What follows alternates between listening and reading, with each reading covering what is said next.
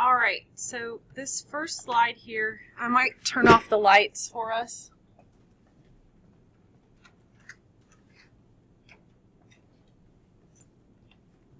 This is not the best preparation of skeletal muscle I've ever seen. All right, we're looking at cross section right here, and we're looking at longitudinal section right here. You can see nuclei at the periphery of the muscle cell, right? Kind of near the sarcolemma, and you can see the striations here. I know that some of you also looked at the pink rendition of this, and that one was probably a bit of a better slide. But the key is if you see these striations, you know that you're looking at skeletal muscle. And this is just another picture I took because I thought the striations looked a little bit better.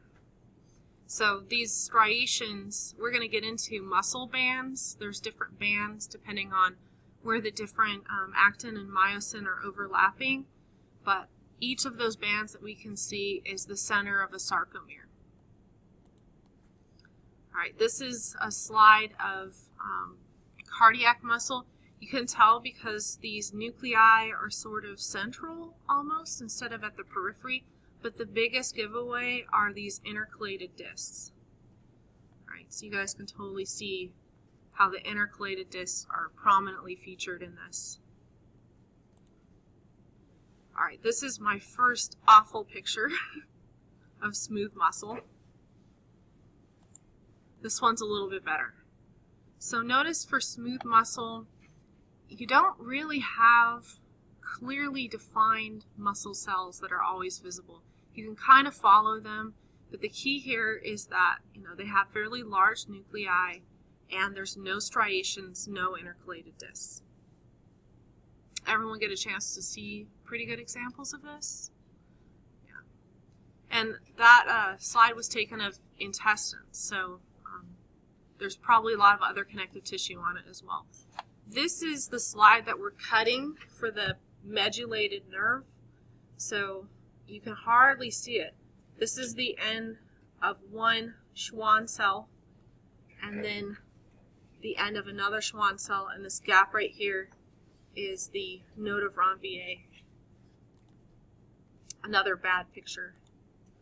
All right, here we have our neuron with our axon, soma or cell body, and dendrites.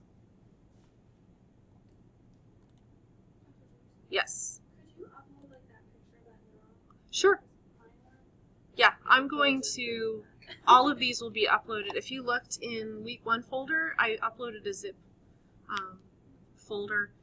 Please let me know if you have any problems opening the zip folders. I've never zipped them to online before. So, yeah, please do. But yes, this will be uploaded. All right. All right, this is a cross-section of the peripheral nerve. All right, so in the peripheral nerve, you should be seeing a few things. So, see these donuts in the very center? Right. So these donuts are actually the myelin sheath, and then directly surrounding it is the endoneurium, and then surrounding the entire bundle is the perineurium. I think I did get a little bit more zoomed out. So these larger sheaths of connective tissue are perineurium. The endoneurium is immediately surrounding that particular myelinated Schwann cell. This is a close-up I took of the cerebellum slide. I think this one's a little bit better. So what we have here is we're looking at a close-up of the gray matter. So the outside would be the molecular layer, and see these large purple cells here. Those are the Purkinje cells. And then you have the granular layer towards the inside. And then towards the very inside, there's white matter. But I don't have that until much later on because I switched to the dissecting scope. All right. Various slides of starfish development. So these would be unfertilized eggs. You can tell because you can see the nucleus with the nucleolus in the very center. This one is likely A recently fertilized egg, I think it is in the process of splitting into 2 cells. But I couldn't get the fertilization membranes to show up that well. Did anyone get them to show up in your slides? Because you should see like a little clear, cloudy membrane around it. I think some of mine have Some of yours did? Yeah. It could be a limitation of the microscope that I use. So if you guys could not see it and it's clear that the slide doesn't have it in there, you won't get points deducted. So here we have an 8 cell, and then we have a morula. Right? So our 16 to 32 cell morula. This is frog early cleavage, and you can see the micromeres and the macromeres. So this would be the animal pole and the vegetal pole. Right? The animal pole has more yolk and therefore more energy to divide more quickly, and that's why the cells are smaller. The vegetal pole, the cells don't have as much energy, so they sort of grow for longer before dividing.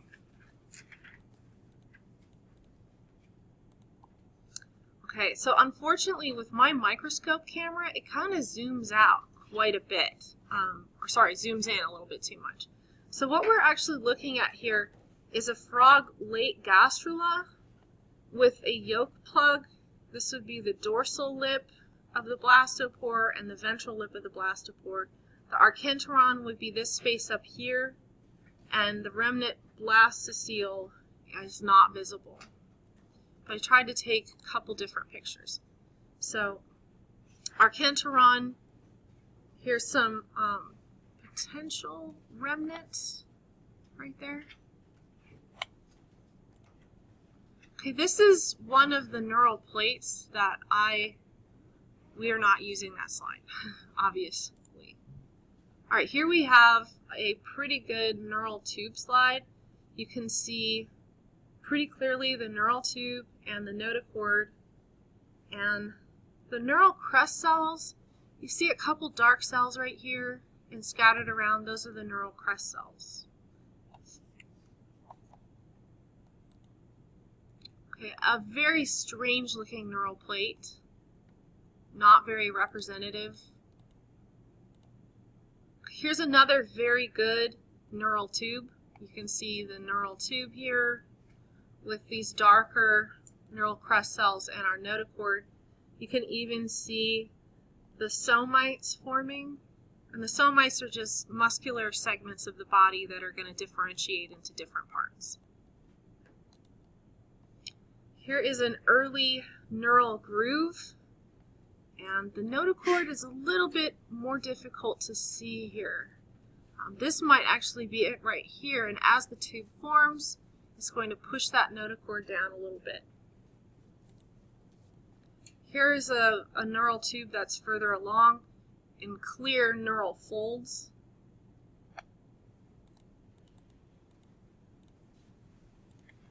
Okay, both of these are pretty good examples of neural plate stages. So notochord being right here. Here you have some development of mesodermal tissue in here. And you can see a little bit of an endodermal arm coming off right there. Okay, just another example of a neural plate. This is a look at the cerebellum from the dissecting scope. So you can see clearly the difference between the molecular layer and the granular layer of the gray matter. In the very inside, though, what we have is the white matter, right? So the white matter is what's making up the little branches of the tree in the arbor vitae. Okay, here we have our cross-section of the spinal cord with our ventral horns and our dorsal horns. So you can see the central canal. And then in the spinal cord, remember the white matter's on the outside and the gray matter's on the inside. And it's swapped when we're talking about brain tissue. On brain tissue, the white matter's on the inside and the gray matter's on the outside. So they're switched. I think that's all of them. that I was able to get. So I will make sure to put those online for all of you so that you can use them to study from. And I will see you in class tomorrow.